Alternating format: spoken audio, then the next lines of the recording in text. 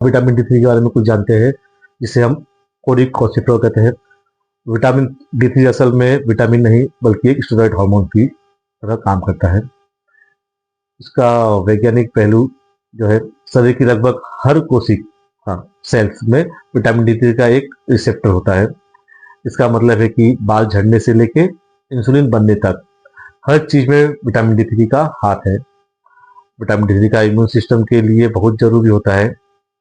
यह T cells को सक्रिय करता है, जो वायरस से लड़ने के लिए हमें ताकत देते हैं। इसकी कमी से शरीर खुद की ही कोशिकाओं का पर हमला करने लगता है, जिसे हम ऑटो इम्यून डिसीज कहते हैं। ऑटो इम्यून के बारे में मैं दूसरा चैप्टर बनाऊंगा, उसमें बात करेंगे। यह बनता कैसे है। सूर्य की यूवी किरणें जब त्वचा के 7 डिहाइड्रोजिनस कोलेस्ट्रॉल से टकराती है, तब विटामिन डी थ्री बनता है। लेकिन लीवर और किडनी का स्वस्थ होना भी जरूरी है, क्योंकि असली एक्टिव फॉर्म कैल्सिट्रॉल वहीं बनता है। इसको उदाहरण से समझते हैं। कैल्शियम एक ईंट है, लेकिन विटामिन डी थ्री वह मजदूर है जो उस ईंट को उठाकर दीवार तक ले जाता है। अगर मजदूर नहीं होगा तो ईंट बाहर पड़ी रह जाएगी, यानी कि कैल्शियम किडनी स्टोन बना देगा।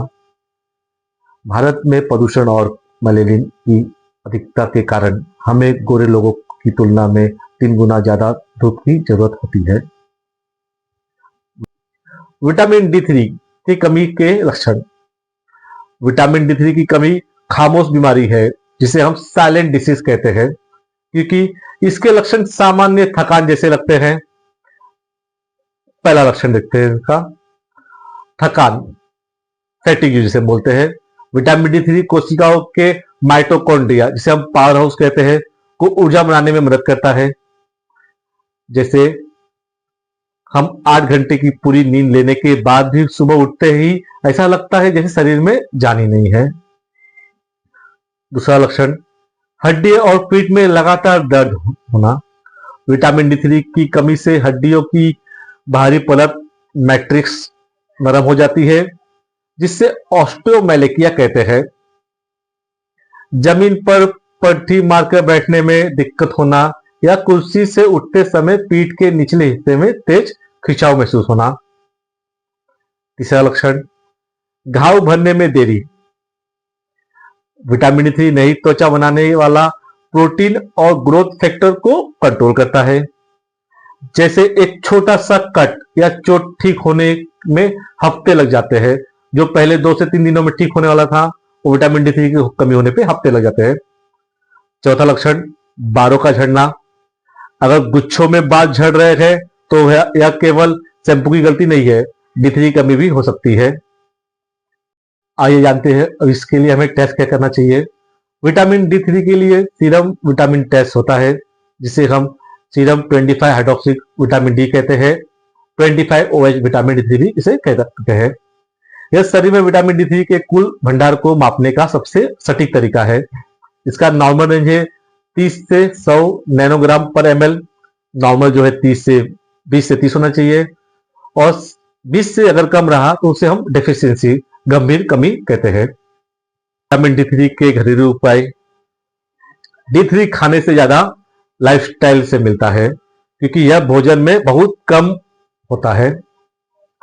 हमारे शरीर का 80 to 90% विटामिन डी थ्री त्वचा के जरिए बनता है। इसलिए हमें सुबह 6 बजे से लेकर सुबह के 10 बजे के बीच की सूरज की रोशनी सबसे अच्छी है, लेनी चाहिए। कम से कम इसे 20 मिनट लेना चाहिए। पीठ और पैरों पर धूप लगना चाहिए, तब ये ज्यादा असरदार होता है। जैसे सोलर पैनल को चार्ज करने के लिए धूप चाहिए, वैसी हमारी स्किन को चार्ज करने के लिए धूप चाहिए। मशरूम का सन ट्रीटमेंट कैसे करें। मशरूम में एल्गोस्टेरॉन होता है, जो धूप में रखने पर विटामिन डी थ्री में बदल जाता है। मशरूम को पकाने से पहले 1 घंटा सीधे धूप में रखें।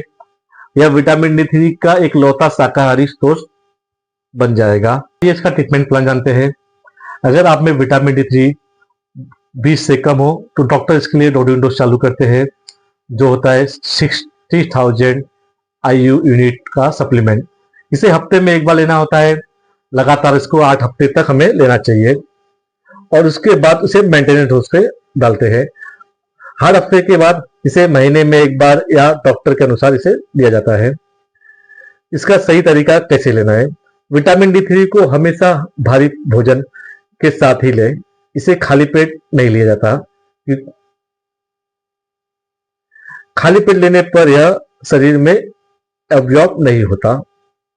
जैसे बिना सिम कार्ड के फोन बेकार है, वैसे ही बिना फैट के D3 की गोली बेकार है। तो सब्सक्राइब बटन दबाकर इस हेल्थ मिशन का हिस्सा बने।